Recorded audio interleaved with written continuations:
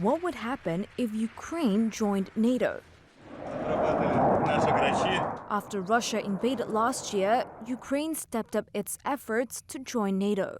Which will be free, strong, and of course, in NATO. Ukraine argues that the security assurances given by Moscow, Washington, and London when it relinquished its nuclear arsenal to Russia in 1994 were clearly worthless. While Eastern European countries say some sort of a roadmap should be offered to Kiev, the US and Germany are wary of any move that might take the alliance closer to war with Russia.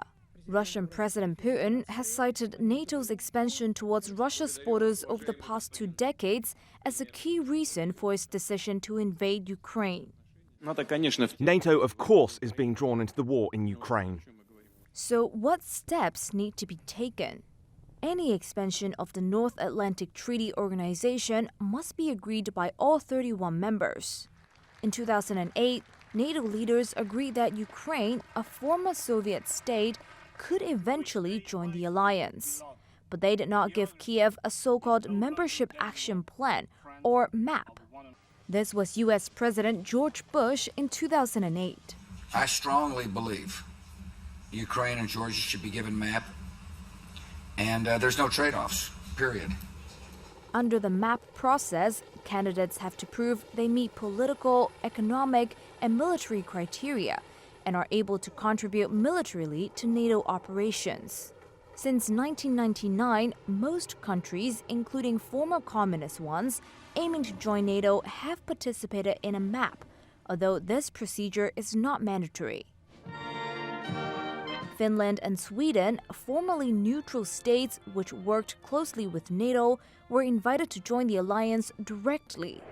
It's unclear what Ukraine's path to membership will look like, as more and more countries, including Britain and Germany, suggest skipping the MAP process.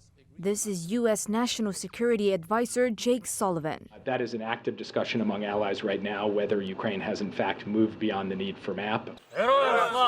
Ukraine's military has taken major steps towards NATO standards since Russia's all-out invasion. The process is accelerating as its Soviet-built arms and ammunition gradually run out, and the West trains Ukrainian troops according to NATO standards and sends more and more advanced weaponry.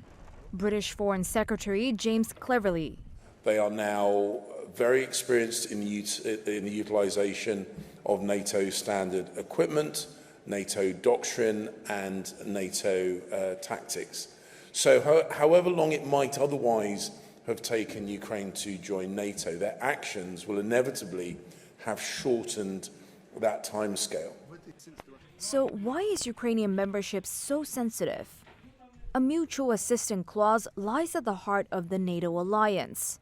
It's cited as one of the main reasons why Ukraine cannot join NATO while in conflict with Russia, as this might immediately draw the alliance into an active war.